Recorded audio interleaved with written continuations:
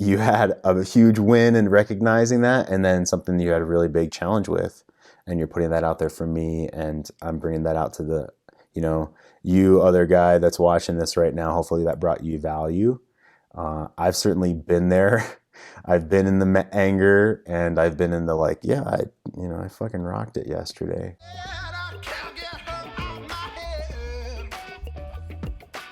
Hey, bud. Read your past couple days' emails and wanted to respond, and thought if I don't use his name, I can publish this as a video. so I'm not going to use your name, and I'm sure you're cool with me helping other guys with this, as you've been before in the past. So I appreciate it. So I'm going to read some of your email and then respond, because I feel like I have a lot to say. The first one is about your success and appreciating how far you've come in the past 6 months of this men's work, right?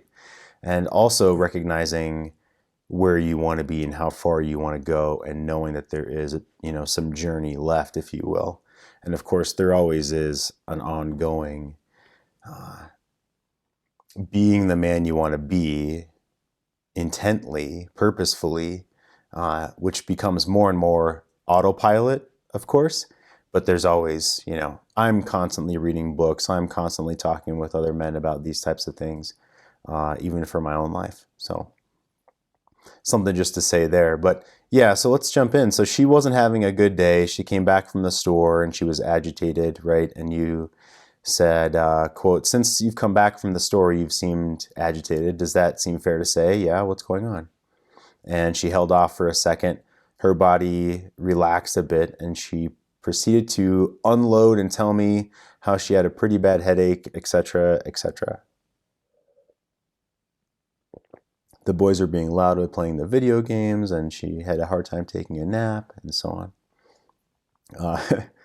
Then you said, when she started going on into all that, I felt my energy change.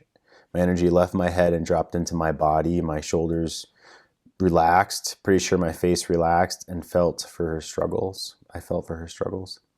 I empathized with her a bit, but didn't apologize for how she felt, and then offered to assist her with dinner prep, and the rest of the evening was much more civil. I say this all because it sort of gave me a mark to where I am and where I want to be. 6 months ago, I wouldn't have recognized that I didn't want to engage with her in that way at the beginning of the conversation. It would have stacked on top of each other until there was a full argument. 6 months ago, I wouldn't have known how to diffuse her.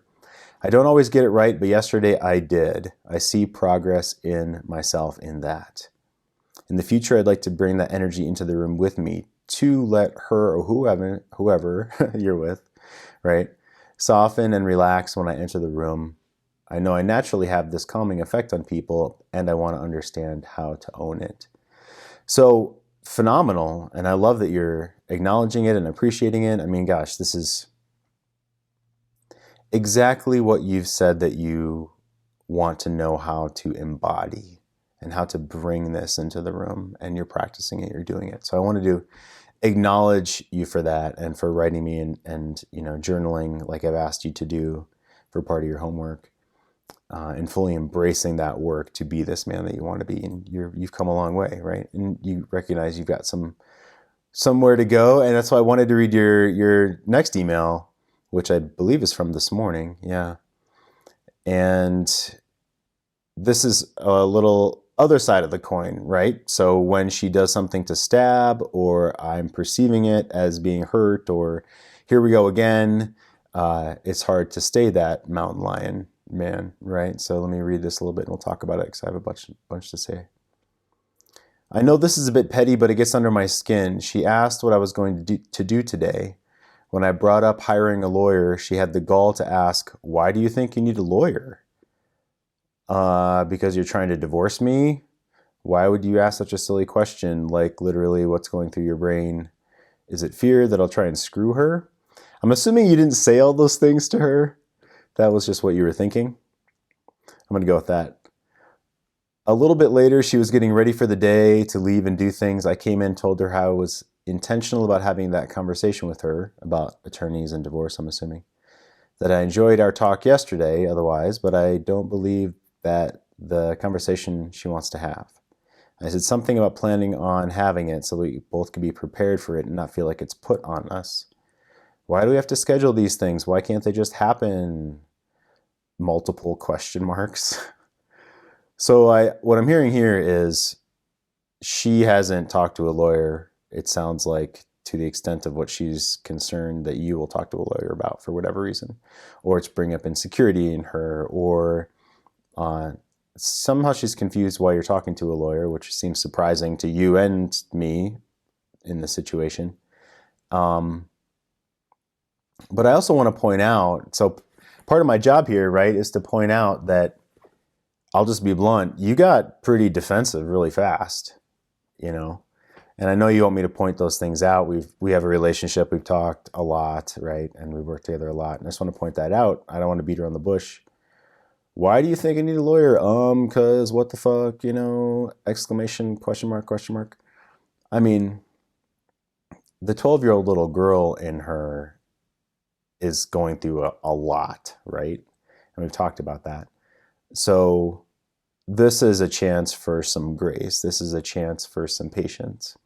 And I know it's really hard when it's the person right in front of you. And that's been kind of like this patterned back and forth.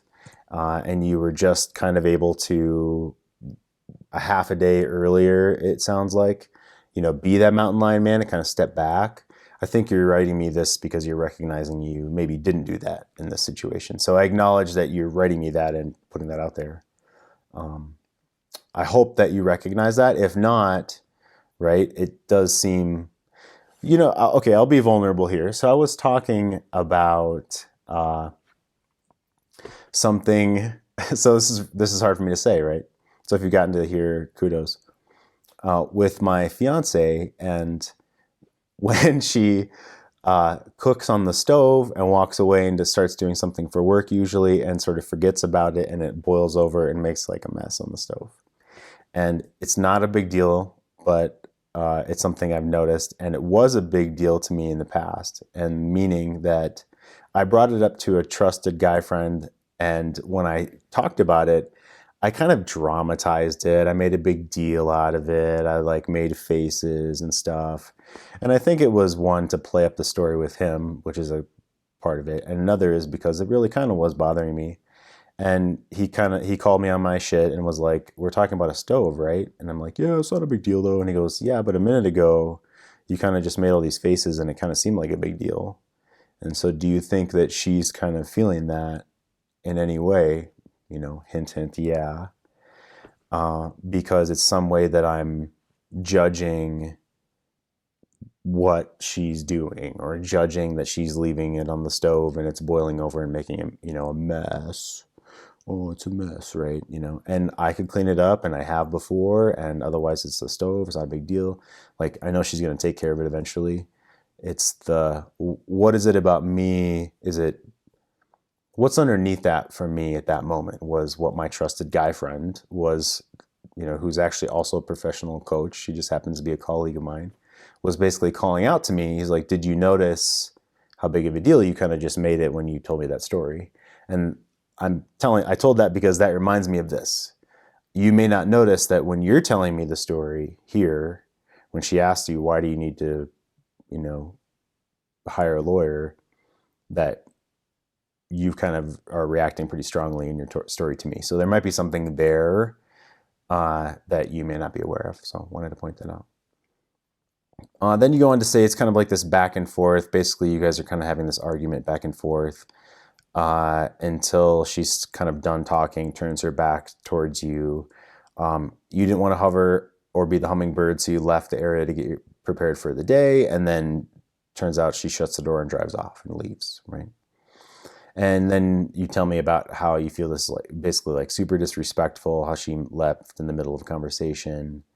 And then it goes, up a level in your sort of spiritual thinking here about asking yourself about unconditional love. And do you unconditionally love her, even though she left in the middle of a conversation, right? And asking yourself that question. So that's a great question. Also, is it rude? Okay, you think it's rude, or you think it's rude right now. I might think it's rude. It doesn't really matter if we judge it as rude. It's also, the question is, how do I have compassion in the situation? Compassion for her and compassion for myself. How can I bring love into the situation where I'm like, that bitch or whatever, that's fucking rude, blah. How can I take a step forward from there? And it's with compassion, and it's with a bridge to compassion I find is prioritizing, like the logical kind of guy way that I find helps and my clients find help is prioritizing, where in the list of emotional shit that's going on in life right now is her not saying goodbye to you and not saying, hey, I'm done with this conversation, and closing the door and walking out and driving away. Where is that within the emotional hierarchy right now? That's what I think about. That's what I think about also with my son. That's a relationship that's family, that's hard sometimes, right? When something's going on and he says something, it's like, okay, is this the priority right now? Is this a priority a day from now when I want to bring this up after I've thought about it and been more calm? Or is something else a priority, this week or this month? And that's how I see this, like, right? Is it rude? Okay, sure, granted. And so like, how long do you want to be mad for? And, do you think she needs to be punished? And do you think she needs to like make restitution, right? Or was it, okay, she was upset, and in the world of what's going on in our lives, I could see how maybe that she would just be done with the conversation and want to be done and walk away, So that's my thoughts on perspective. It's how can we bring compassion into the situation? How can we think about this? The exercise of going to the round table, going to the boardroom, I should say, going to the boardroom that has a round table, and the different emotions we have, happy, sad, disgust, pissed off, or persona like mountain lion man, or don't want to be hummingbird guy, maybe those voices sit at that table. They do. That's the boardroom. And you go ask them what their opinions are, and one of them is going to say, yeah, she just kind of was like done, and this isn't a big deal in the grand scheme of things, Other ones are going to be upset like you are, and other ones are going to feel hurt. And I honor that. And how do we bring compassion into the situation, right? I loved that you had a huge win in recognizing that, and then something you had a really big challenge with, and you're putting that out there for me, and I'm bringing that out to the, you other guy that's watching this right now. Hopefully that brought you value. I've certainly been there. I've been in the anger, and I've been in the like, yeah, I fucking rocked it yesterday. So right on, bro. Good to talk to you. Talk to you soon. Jeff here with Great Men Move Mountains. This is where I teach men how to have phenomenal relationship and deep, intimate connection with their woman. If you liked this video, if you found it, informative in any way, go ahead and give it a thumbs up. It really helps me grow the channel, and it helps other men find this information to help them in their lives. Thanks a lot. I'm gonna tell you about a woman whose heart is sunshine, whose body burn hot. I'm gonna tell you about a woman who's cold as tundra with some frozen eyes. I can tell by the way she moves that she cares, and it's lovely too.